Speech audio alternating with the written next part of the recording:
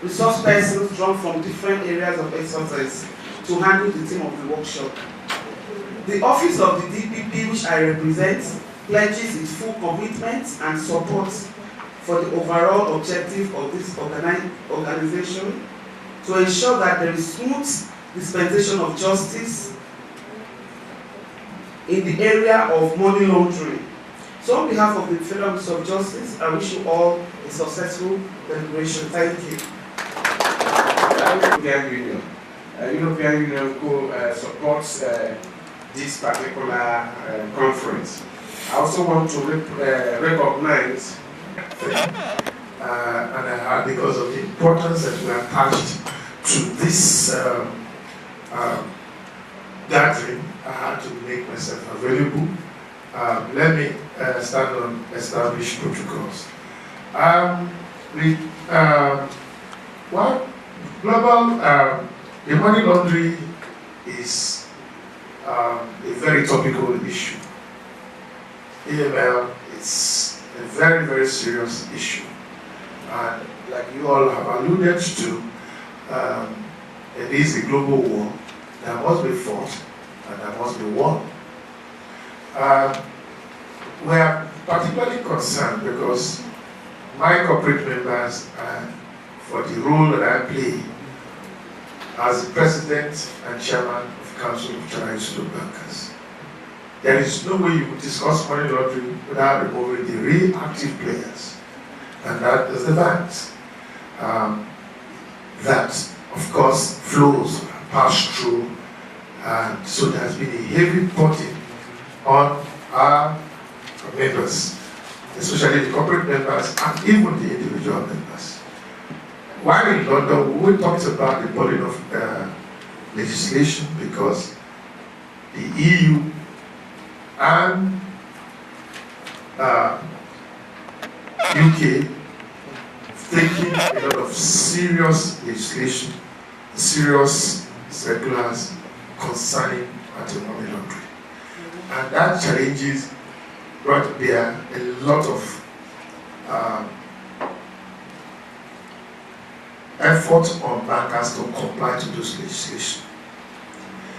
And it has affected Nigerian banks because the cost of compliance is getting higher and higher, and that has affected the way Nigerian banks are looked at. So the risking of many Nigerian banks is as a result of the anti-money laundering issues that we're talking about. And that's why today I feel that this is very important. On the part of banks, I think that the banks are taking this more seriously. They elevated the compliance and anti-money laundering desk to the level of a general manager. And that is the seriousness that we attach to this, because it ultimately affects the nation. Because the way investors, banks, international banks, and regulators outside see us will be as a function of how we manage this process. In fact, we are talking with regulators, the PRA and FCA, so that there will be a handshake between our regulators and the UK regulators. That is in the offing, the CIPN will facilitate that, because we believe that this war is very important, how it concerns us, especially in trade, because most lines are being correspondent relationship is threatened. So we must be seen to be fighting this war if we have to make our wealth creation activities in this country, because we cannot do it alone. So it is very important that we take this war very seriously.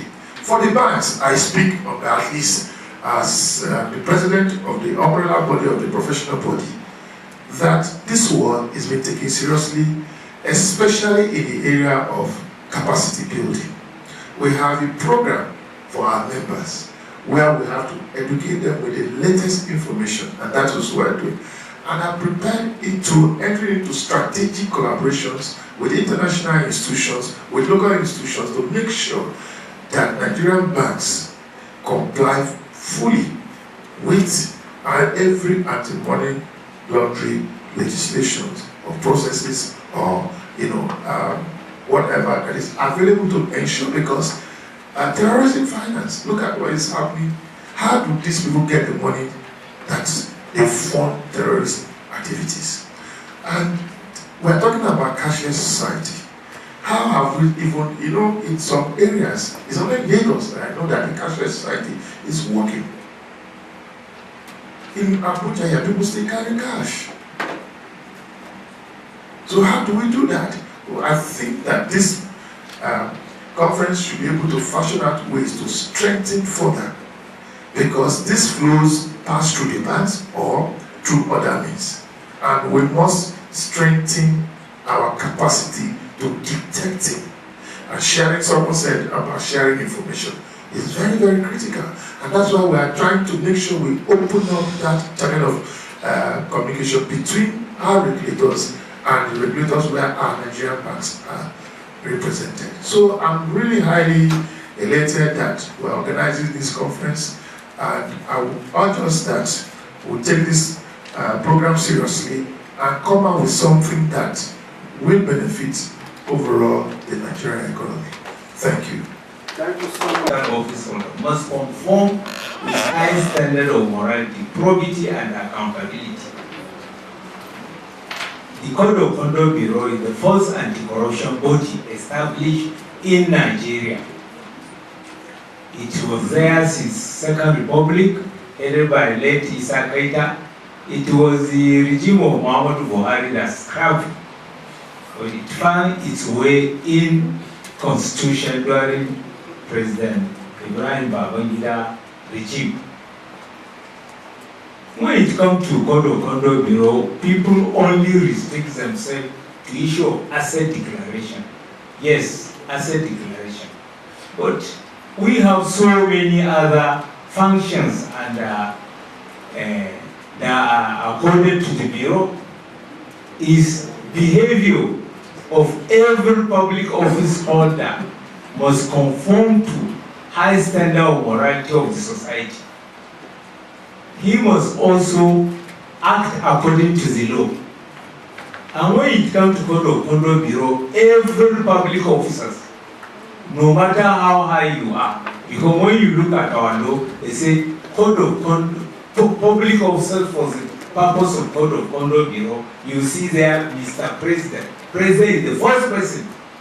So nobody is outside the mandate of the Bureau or above the power of Bureau.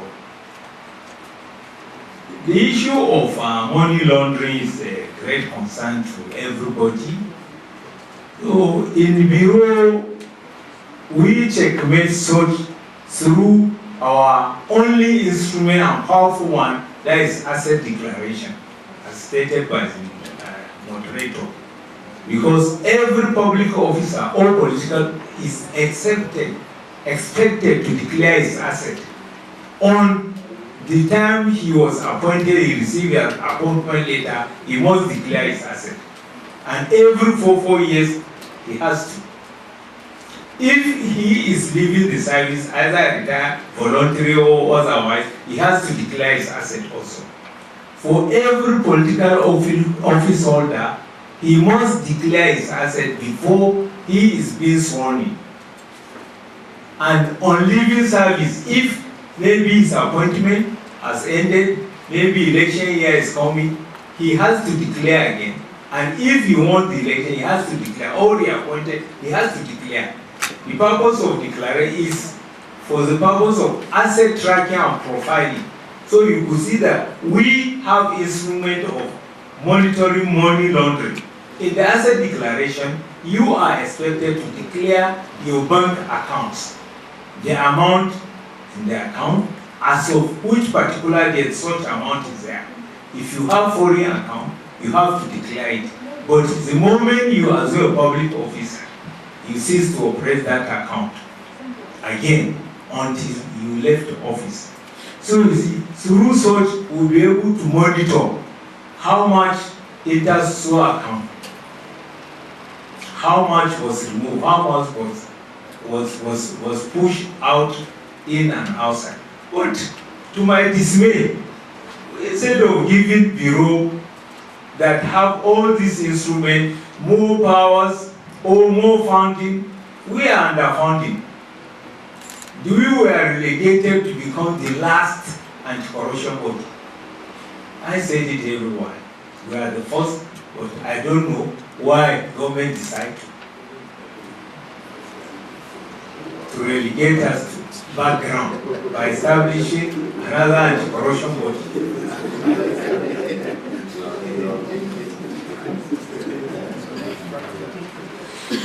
This issue of conflict of interest by public officers is being also taken care by bureau. If you abuse your office also, then they can write to bureau petition that either a director or PAMSEC decide to use his position, transfers it, deal with this. No, I'm not dealing with this. It's part of the bureau mandate. But people don't know about it. If anybody dress immoral to office, you have right to report him to the bureau. And part of our sanctions are vacating office. If you are found guilty, you ask you to vacate your office or seize that asset that was getting through ill-gotten means. Also, we have right to ban you from contesting or holding any public office for 10 years or more. So these are the functions of bureau. In view of that, I don't want to take much time. I wish the organizers successful deliberation. They have been of tremendous assistance to Bureau.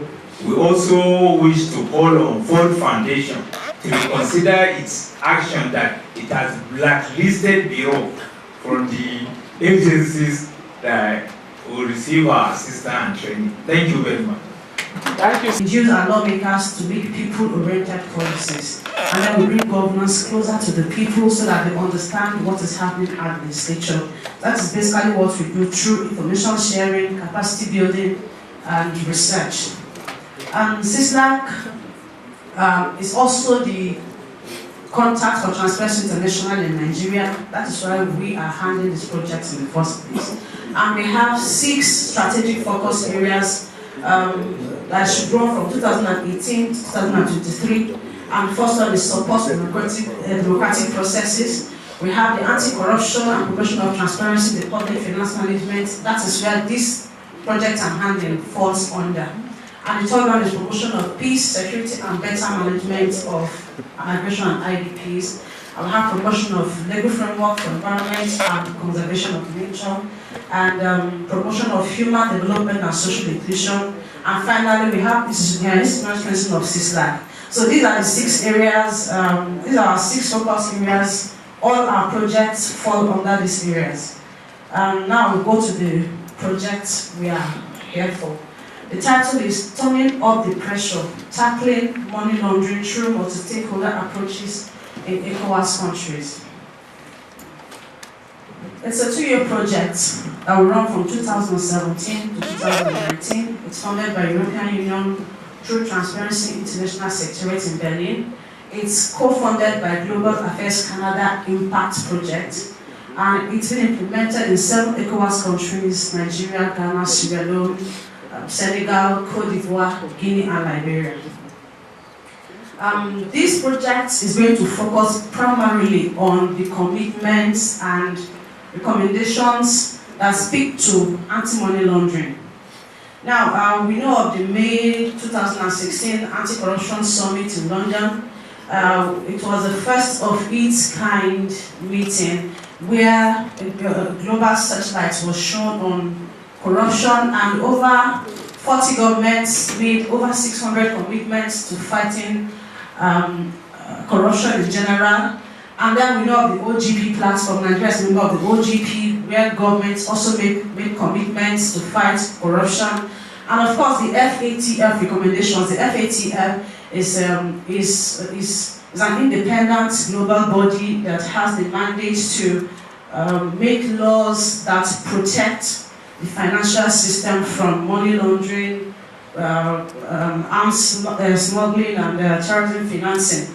So they have recommendations that speak to anti-money laundering. And Nigeria, being a member of GIABA, which is a regional arm of FATF, is bound by these recommendations. So this project focuses on these recommendations and commitments, and want to see how we can put pressure on the governments to actually implement them. That is the main focus of the project. But the objective is to increase public awareness first, and secondly, increase political commitment to anti-money laundering and anti-corruption mechanisms to effectively prevent, detect, report, and sanction money laundering practices in ECOWAS countries. That is the long-term goal of the project. This is what we hope to achieve by the end of the project. Excellent. And these are the outputs. And the first output is we're going to have a website, a publicly available online platform. It's going to be like a website, and then on that website we'll have a dedicated platform where we compile these commitments I talked about from the OGP and London Summit. We're going to have recommendations from the FATF. We're going to put it on a part of this AML tracker called AML Portal, and we are going to monitor. It's going to be a coordinated effort. It's not going to be just this Slack. We're going to, we're using a multi-stakeholder approach. So it's going to be a monitoring for everybody. It's going to be public, it's going to be online. And we monitor the time it takes and the stages of these commitments and recommendations, and see how well our government is doing in implementing them. And that goes for the other 7 countries implementing the project. And journalism training is very important in this project because we recognize the power of the media in issues like this, and there's going to be training of journalists already in April. So journalists are trained in Dakar for this project. There's still going to be another one in October in Nigeria here, the one we're going to organize for investigative journalists. So we're going to train investigative journalists by experienced society trainers, and other investigative journalists that work with the TI are going to train some investigative journalists here on issues of reporting and investigating anti-corruption issues. And after the training, of course, then they'll work with CSOs, work with TI national chapters, work with the TI secretariat itself on how to get information, get comments and analysis on issues that border on money laundering, issues that border on tax evasion and other forms of corruption. And finally, after the investigations, they are going to report through regular media platforms according to local audience, and they will create awareness, public awareness, advocate for citizens' action, and advocate for policy reforms through their reportage. So the training is going to structure their minds on how they are going to do their own bit in fighting money laundering through the training stage to the stage where they work with TI chapters, to the stage where they report to create awareness and induce policy reforms in the right direction. And the third one is multi-stakeholder conference, the third output for the project. That's what we are doing here today. The multi-stakeholder conference will be the first method of engaging and obtaining inputs from private sector, public sector practitioners, elected officials, the media and civil society, as well as development partners. So this conference, like we're having here, this is the stakeholder conference. Has brought together people from all these different sectors so that we get their inputs, their first-hand contribution to what you are doing. So we're going to listen to them and get ideas how it affects them in their different fields, what they've been doing to fight money laundering, and get their contributions for a way forward. We really need that input. That's why we're here today. And of course, I talked about the tracker, the recommendations to be identified. The ones I talked about, we're going to identify the priority ones that speak to anti-money laundering, identify the recommendations, identify the commitments, and like I said, we are going to validate them, get the buy-in of all the stakeholders through another conference, and then the ones we agree that yes, these ones are the ones that speak to us more, speak to what we are doing, we'll put it on the tracker. And the third output is going to be progress reports workshops. In advance of progress reports being published, the multi-stakeholder groups will be reconvened to discuss draft progress findings. So in time, we are going to reconvene again and see how far we've gone, see what CISLAC has done in the meantime, and see the changes you brought to the organization.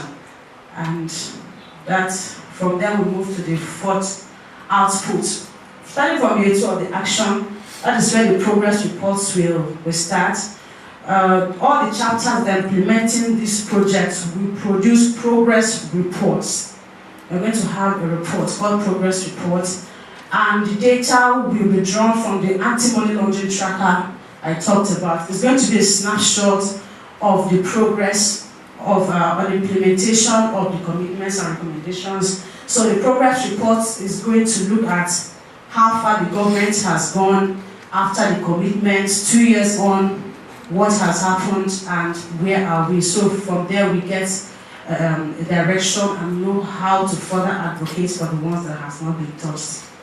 And of course, we're going to launch the AML tracker and launch the progress report as well. And all of you will also be part of that. This is the main 5 focus areas of the project. We're looking at anti-money laundering / countering financial terrorism, looking at policies and coordination. We're looking at AML and confiscation.